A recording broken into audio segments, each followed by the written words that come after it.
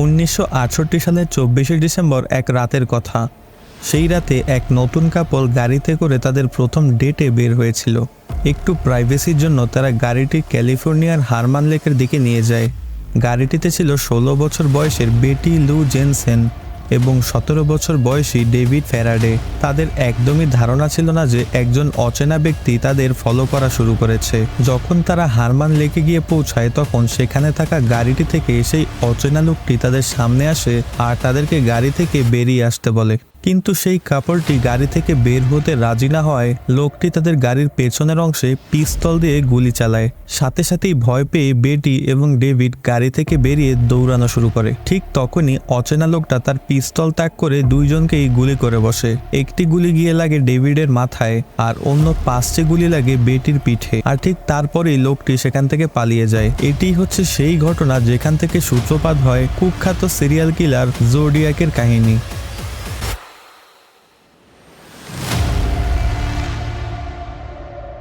Zodiac কিলার হচ্ছে বিংশ শতাব্দীর সবচেয়ে ভয়ঙ্কর ক্রিমিনালদের একজন। 1960 থেকে 1970 সাল পর্যন্ত তার ভয়ঙ্কর সব কর্মকাণ্ডে পুরো স্যান ফ্রান্সিসকো শহর আতঙ্কিত হয়ে পড়েছিল। সে ছিল এমন একজন সিরিয়াল কিলার যে হত্যা করার পর সেই হত্যার বিবরণ লিখে পত্রিকার অফিসে এমনকি থানায় চিঠি পাঠাতো।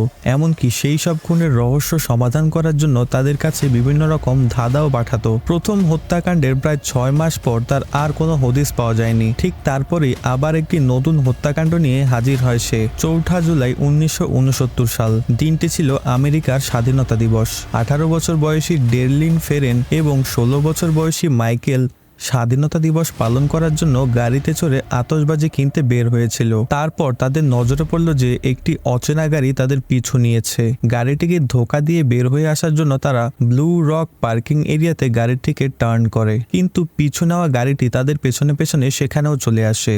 শুরুতে লোকটি গাড়িটি তাদের বরাবর পার্ক করে, কিন্তু তার কিছুক্ষণ পরেই গাড়িটি ঘুরিয়ে এসে সেখান থেকে চলে যায়। দৃশ্যটি দেখার পর তারা দুজনই বেশ একটা স্বস্তির নিঃশ্বাস নেয়, কিন্তু কে জানতো তাদের এই স্বস্তির নিঃশ্বাস মাত্র অল্প কিছুক্ষণই স্থায়ী হবে। অচেনা গাড়িটি কিছুক্ষণ পর আবার ফিরে আসে এবং এইবার গাড়িটি সে এমনভাবে পার্ক করে যাতে সামনে থাকা গাড়িটির বেরোনোর কোনো পথই না থাকে। তারপরই গাড়িটি থেকে একজন লোক ফ্ল্যাশ লাইট হাতে বেরিয়ে আসে আর সে ফ্ল্যাশ লাইটটি তাদের দুইজনের মুখের উপর ফেলতে শুরু করে। তারা ভেবেছিল লোকটি হয়তো কোনো পুলিশ অফিসার হবে, কিন্তু তারপর হঠাৎ করেই লোকটি তাদের দিকে এলোপাথারি গুলি ছুটতে শুরু করে আর তারপরই সেখান থেকে পালিয়ে যায়। গুলির আঘাতে ডার্লিন সাথে সাথে মারা গেলেও বেঁচে যায় মাইকেল। কিছুক্ষণ পরেই সেখানে 3 জন শিশু মাইকেলকে ও ডার্লিনকে ওই অবস্থায় দেখতে পায় এবং তৎক্ষণাৎ পুলিশকে কল দেয়। পুলিশ ঘটনাস্থলে এসে মাইকেলকে উদ্ধার করে। মাইকেলের সহায়তায় পুলিশ সেই খুনিটির একটি স্কেচ তৈরি করে। অদ্ভুত ব্যাপার হলো ঠিক সেই রাতেই একটি পাবলিক ফোন বুথ থেকে পুলিশ স্টেশনে কল করে জোডিয়াক কিলার, কিন্তু কিছু না বলেই সে ফোনটি কেটে দেয়। এটিই ছিল পুলিশকে করা জোডিয়াক কিলারের প্রথম ফোন। ঠিক তার 1 মাস পরেই 1 আগস্ট 1969 সালে জোডিয়াক কিলার 3টি আলাদা আলাদা পত্রিকা অফিসে চিঠি পাঠায়। চিঠিতে সে 2টি খুনের ঘটনার জন্যই নিজের দায় স্বীকার করে নেয়। তার দাবি প্রমাণ করার জন্য সে খুনের বিস্তারিত ঘটনাও চিঠিতে উল্লেখ করে, যা একমাত্র পুলিশ অফিসার ছাড়া আর কারো পক্ষেই জানা সম্ভব ছিল না। যেমন হত্যাকাণ্ডের জন্য কোন ধরনের গুলি ব্যবহার করা হয়েছিল, কতগুলো গুলি তাদের গায়ে লেগেছিল আর হত্যার সময় তারা কি পোশাক পরেছিল, তার সবকিছুই সে জানায়। চিঠির সাথে সে এক ধরনের সাইফার কোডও পুলিশদের কাছে পাঠাতো আর তাদের হুমকি দিয়ে বলতো যদি পরের দিন নিউজ পেপারে এই সাইফার কোডটি ছাপানো না হয় তাহলে সে আবারও খুন করবে। এই সাইফার কোডটির অর্থ উদ্ধারের চেষ্টা করা হলেও সেটা কেউই ডিকোড করতে পারেনি। তবে নিউজ পেপারে কোডটি প্রকাশ হওয়ার পরের দিনই স্যান ফ্রান্সিসকোর একজন দম্পতি সাথে সাথেই তার অর্থ বের করে ফেলে। সেই কোডটিতে বলা ছিল, আমি খুন করতে খুব পছন্দ করি কারণ এটা খুবই আনন্দের একটি কাজ। এটা জঙ্গলে পশু শিকার করার চাইতেও অনেক বেশি আনন্দের, কারণ অন্য সব প্রাণীদের চাইতেও মানুষকে হত্যা করাটাই সবচেয়ে বেশি ঝুঁকিপূর্ণ। সেই সাইফারে সে আরো বলে যে সে মৃত্যুর পরবর্তী জীবনে বিশ্বাস করে আর যাদেরকে সে হত্যা করেছে তারা মৃত্যুর পর তার গোলাম হয়ে থাকবে। পত্রিকায় চিঠিটি প্রকাশের পর 2 মাস জোডিয়াক কিলারের আর কোনো খবর পাওয়া যায়নি, কিন্তু তারপরেই আবারও একটি নতুন কেস নিয়ে শীঘ্রই মতোই হাজির হয় সে। 1969 সালে 27শে সেপ্টেম্বর পিকনিক করার জন্য এক কলেজ কাপল বেরিয়েসা লেকের কিনারায় বেড়াতে যায়। তাদের একজনের নাম ব্রায়ান হার্টনেল আর অন্যজন সেসিলিয়া শেপার্ড। হঠাৎ ব্রায়ান লক্ষ্য করলো একজন অদ্ভুত লোক তাদের দিকে এগিয়ে আসছে। লোকটি হুডি পরেছিল আর তার হুডিতে ছিল জোডিয়াকের সিম্বল। লোকটি তাদের কাছাকাছি এসে ওই কাপলদের দিকে পিস্তল তাক করে আর তাদের কাছে গাড়ির চাবি আর টাকা চেয়ে বসে। ব্রায়ানের কাছে সেই সময় 75 সেন্ট ছিল, যা সে গাড়ির চাবি সমেত লোকটিকে দিয়ে দেয়। তারপরেই লোকটি তাদের গাড়ির চাবি ফেরত দেয় আর পিস্তল তাক করে তাদের দুজনের হাত রশি দিয়ে বেঁধে ফেলে। তারপর সে পকেট থেকে ছুরি বের করে তাদেরকে আক্রমণ করা শুরু করে। আক্রমণ শেষ হওয়ার পর সে ভেবেছিল যে কাপলটি হয়তো মারা গেছে, তাই সে তাদের গাড়ির পাশে গিয়ে সেখানে একটি মেসেজ লিখে আর তারপর সেখান থেকে পালিয়ে যায়। ওই মেসেজটিতে জায়গাটির নাম, সময়, তারিখ ও অস্ত্রের নাম লেখা ছিল। সেই সময় সেই রাস্তা দিয়ে যাওয়া একজন জেলে তাদেরকে ওই অবস্থায় দেখতে পায় আর তৎক্ষণাৎ পুলিশকে ফোন দেয়। পুলিশ এসে আহত কাপলকে হাসপাতালে নিয়ে যায়, কিন্তু হাসপাতালে ব্রায়ান মোটামুটি সুস্থ হলেও মারা যায় সেসিলিয়া।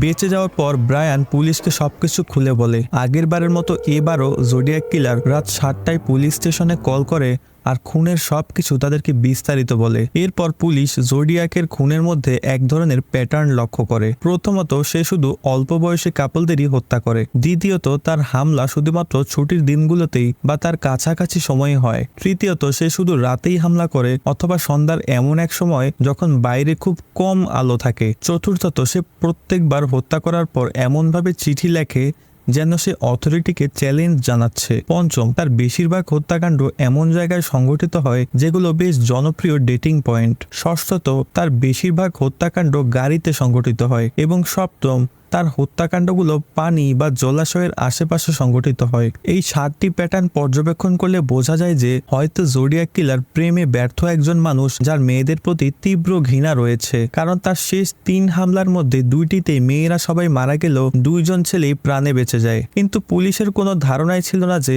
জোডিয়াকের পরবর্তী হত্যাকাণ্ড হবে সম্পূর্ণ এই প্যাটার্নের বাইরে। শেষ হত্যাকাণ্ডের মাত্র 2 সপ্তাহ পর জোডিয়াক কিলার একজন ট্যাক্সি ড্রাইভারকে গাড়ির মধ্যে পয়েন্ট ব্ল্যাঙ্ক রেঞ্জে গুলি করে হত্যা করে, আর হত্যা করার পর সেই ড্রাইভারের শার্টের একটা অংশ কেটে নিয়ে যায়। এই হত্যাকাণ্ড যখন সংঘটিত হচ্ছিল তখন পাশেই একটা বিল্ডিং এর বারান্দা থেকে 2 জন শিশু সম্পূর্ণ ঘটনাটি দেখছিল। তারা তৎক্ষণাৎ পুলিশকে ফোন দেয়, কিন্তু এই সময় বাচ্চাগুলো মারাত্মক একটা ভুল করে ফেলে। পুলিশ যখন তাদেরকে জিজ্ঞাসা করে খুনি লোকটা দেখতে কেমন ছিল, তখন তারা বলে লোকটি ছিল কৃষ্ণাঙ্গ। ওই সময় ওই এরিয়াতে পুলিশের একটি গাড়ি তখন পেট্রোলিং করতে বের হয়েছিল। তারা খবর পেয়ে তৎক্ষণাৎ রাস্তা আটকে ফেলে, আর সেখানেই জোডিয়াক কিলারের সাথে তাদের প্রথমবারের মতো দেখা হয়। জোডিয়াক কিলার বেশ হেলতে দুলতেই সেখান দিয়ে হেঁটে যাচ্ছিল। যেহেতু পুলিশকে আগে থেকেই ইনফর্ম করা হয়েছিল যে হত্যাকারী একজন কৃষ্ণাঙ্গ ব্যক্তি, তাই তারা জোডিয়াক কিলারের দিকে তেমন একটা নজরই দেয়নি। যদিও পুলিশ তাকে জিজ্ঞাসা করেছিল যে সে এই এরিয়াতে অদ্ভুত কিছু দেখেছে কিনা, তখন জোডিয়াক কিলার পুলিশকে বলে যে সে কিছুক্ষণ আগেই একজন লোককে পিস্তল হাতে রাস্তার ওই দিক দিয়ে যেতে দেখেছে, আর পুলিশও তাড়াহুড়া করে সেদিকেই চলে যায়। কিন্তু পুলিশ অফিসাররা যদি গাড়ি থেকে নেমে জোডিয়াক কিলারকে পুরোপুরিভাবে দেখতো, তাহলে তার জ্যাকেটে থাকা রক্তের চিহ্ন তাদের নজরে পড়ত। আরও একবার জোডিয়াক কিলার পুলিশের কাছ থেকে পালিয়ে যেতে সক্ষম হয়, কিন্তু পুলিশ ওই ট্যাক্সি থেকে তার ফিঙ্গারপ্রিন্ট উদ্ধার করে ফেলে। কয়েকদিন পর জোডিয়াক কিলার আবারও নিউজপেপার অফিসে চিঠি পাঠায় আর ট্যাক্সি ড্রাইভারকে হত্যা করার সম্পূর্ণ ঘটনা তাদের বিস্তারিত বলে দেয়, আর প্রমাণ হিসেবে ট্যাক্সি ড্রাইভারের শার্টের ছেঁড়া অংশটিও পাঠিয়ে দেয়। এরপর সে হুমকি দেয় যে এবার সে স্কুল বাসে হামলা চালাবে। এই হুমকির কারণে পুরো এলাকাতেই আতঙ্ক ছড়িয়ে পড়ে, আর পুলিশ তার পরের কয়েক সপ্তাহ ধরে সব স্কুল বাসের পিছু নেওয়া শুরু করে, কিন্তু স্কুল বাসে কখনোই কোনো হামলা হয়নি। ট্যাক্সি ড্রাইভারকে হত্যা করার 10 দিন পর জোডিয়াক কিলার অকল্যান্ড পুলিশ ডিপার্টমেন্টে ফোন করে আর তাদেরকে জানায় যে সে মেলভিন বেলি নামের একজন বিখ্যাত লয়ারের সাথে টিভি শোতে সরাসরি কথা বলতে চায়। এটা ছিল চ্যানেল 7 এর একটি টক শো অনুষ্ঠান। কিছুক্ষণের মধ্যেই জোডিয়াক কিলার সেখানে ফোন করে এবং সাথে সাথেই ফোন কেটে দেয়। তার কিছুক্ষণ পর সে আবারও ফোন করে এবং অনেকক্ষণ কথা বলে। সেখানে জোডিয়াক কিলার নিজেকে স্যাম বলে পরিচয় দেয়। পুরো শো চলাকালীন মোট 35 বার সে কল করে, যার মধ্যে 12 বার সেটা টিভিতে প্রচার করা হয়। কল চলাকালীন সময় লয়ার স্যামকে বিভিন্ন রকম প্রশ্ন করলেও স্যাম তার কোনো সঠিক উত্তর দিচ্ছিল না। পরে জানা যায় যে আসলে সেই ব্যক্তিটি জোডিয়াক কিলার ছিলই না। অনুসন্ধান করার পর দেখা যায় যে এই কলটি করা হয়েছিল একটি মেন্টাল হসপিটাল থেকে। টিভি শো এর কয়েক সপ্তাহ পর নিউজপেপার অফিসে আরো 2বার চিঠি পাঠায় জোডিয়াক কিলার। এই চিঠিগুলোর ভিতরে একটি এনকোডেড সাইফার ছিল যা নিউজপেপারের মাধ্যমে সে পাবলিশ করতে চাইছিল। আগের সাইফারটি একদিনের মধ্যেই সমাধান করে ফেললেও এবারের সাইফারটি ছিল অনেক কঠিন, যা পরবর্তী 50 বছর পর্যন্ত কেউই সমাধান করতে পারেনি। কয়েক বছর আগে 2020 সালে কয়েকজন কম্পিউটার সায়েন্টিস্ট কম্পিউটারের মাধ্যমে এই কোডটিকে সমাধান করতে সক্ষম হয়। তবে এই সাইফারেও জোডিয়াক কিলার নিজের সম্পর্কে কিছুই বলেনি। সাইফারে সে শুধু বলেছে যে লোকটি টিভি শোতে কল করেছিল সেটা আমি ছিলাম না। তবে সাইফারের সাথে যে চিঠি সে পুলিশকে পাঠিয়েছিল তার মাধ্যমে পুলিশ অবশেষে একটি ক্লু খুঁজে পায়। সেই চিঠিতে সে পুলিশকে হুমকি দিয়ে বলে যে সে একটি বোমা তৈরি করে ফেলেছে যা তার বাড়ির বেসমেন্টে রাখা আছে। কয়েক পৃষ্ঠা ধরে লেখা এই চিঠিতে শুধু এই একটা তথ্যই ছিল সবচাইতে কাজের। যদি চিঠির কথাগুলোকে সত্য ধরে নেওয়া হয় তাহলে বোঝা যায় যে জোডিয়াক কিলার কোনো অ্যাপার্টমেন্টে নয় বরং এমন একটি বাড়িতে বাস করে যেখানে বেসমেন্ট রয়েছে। আর সেই সময় উপকূলীয় এলাকায় বেসমেন্টওয়ালা বাড়ি তেমন একটা দেখা যেত না। তাতেই বোঝা যায় যে জোডিয়াক উপকূলীয় এলাকায় বাস করতো না। নিজের ঘরে বেসমেন্টের কথা বলে হয়তো জোডিয়াক অনেক বড় একটা ভুল করে ফেলেছিল। এই চিঠি লেখার 5 মাস পর 1970 সালের 26শে মার্চ জোডিয়াক হাইওয়ে এরিয়া থেকে ক্যাথলিন জোন্স নামক এক নারীকে অপহরণ করার চেষ্টা করে। তবে সৌভাগ্যবশত ক্যাথলিন জোন্স সেখান থেকে পালিয়ে যায়। যখন পুলিশ অফিসার ক্যাথরিন নামের ওই মহিলাকে জোডিয়াকের স্কেচ দেখায় তখন সে সাথে সাথেই তাকে চিনে ফেলে। পরবর্তী 4 বছর ধরে জোডিয়াক আরো অনেক চিঠি ও সাইফার পাঠাতে থাকে। কোনো চিঠিতে সে নিজের হত্যাকাণ্ডের কথা বলতো, আবার কোনো চিঠিতে সে বিভিন্ন মুভির রিভিউ লিখতো। একটা চিঠিতে সে বোমাটির লোকেশন পর্যন্ত বলে দেয়, কিন্তু সেই লোকেশনে পুলিশ না কোনো বোমা খুঁজে পায় না সেখানে কোনোদিন কোনো বিস্ফোরণের ঘটনা ঘটে। তার লেখা সর্বশেষ চিঠিটি ছিল 1974 সালের 30শে জানুয়ারি, যেখানে সে তার হত্যাকাণ্ডের স্কোর এইভাবে লিখেছিল মি 37 SFPD 0, যার অর্থ হলো আমি এই পর্যন্ত মোট 37টি হত্যাকাণ্ড করেছি, কিন্তু স্যান ফ্রান্সিসকো পুলিশ ডিপার্টমেন্ট একবারও আমাকে ধরতে পারেনি। কিন্তু পুলিশ দাবি করে যে জোডিয়াক তার হত্যাকাণ্ডের সংখ্যা অনেক বাড়িয়ে বলছে, কারণ সে যে পদ্ধতিতে হত্যা করে সে পদ্ধতিতে এখন পর্যন্ত মোট 5টি হত্যাকাণ্ড সংঘটিত হয়েছে। ক্রাইম ইনভেস্টিগেটিভ এজেন্সি CIA জোডিয়াকের হত্যাকাণ্ডের ওপর গভীরভাবে রিসার্চ করার পর এই সিদ্ধান্তে আসে যে জোডিয়াক মোটেই কোনো সাধারণ খুনি নয়, বরং জোডিয়াকের মিলিটারি গ্রেড সম্পর্কে ভালো ধারণা আছে। কারণ ক্রাইম সিনগুলো থেকে যেসব ফুটপ্রিন্ট পাওয়া গিয়েছিল সেসব পর্যবেক্ষণ করে দেখা যায় যে সেই জুতা ছিল স্ট্রিট ওয়াকার, যা শুধুমাত্র মিলিটারি স্টোরগুলোতেই পাওয়া যেত। এছাড়া এও সম্ভব যে ক্রিপ্টোলজি আর সাইফার সম্পর্কে জ্ঞান সেই মিলিটারিতে থাকা অবস্থাতেই লাভ করেছে। যেহেতু পুরো আমেরিকা জুড়ে জোডিয়াক অনেক বেশি আতঙ্ক ছড়িয়ে রেখেছিল আর অনেক জনপ্রিয় ছিল, তাই বেশ কিছু মানুষ নিজেদেরকে জোডিয়াক হিসেবে পরিচয় দিতে থাকে, যার কারণে আসল জোডিয়াকের পরিচয় পাওয়াটা পুলিশের জন্য আরও অনেক বেশি কঠিন হয়ে পড়ে। শুরুতে পুলিশের সন্দেহ যায় আর্থার লি অ্যালেন নামের একজনের ওপর, কারণ বেশ কিছু প্রমাণ আর্থারের বিরুদ্ধে যাচ্ছিল। প্রথমত তারও মিলিটারিতে কাজের অভিজ্ঞতা ছিল, আর দ্বিতীয়ত তার কাছ থেকে একটি ঘড়ি পাওয়া যায় সেখানে জোডিয়াক শব্দটি লেখা ছিল, কিন্তু না আর্থারের হ্যান্ডরাইটিং আর না তার ফিঙ্গারপ্রিন্ট জোডিয়াকের সাথে মেলে।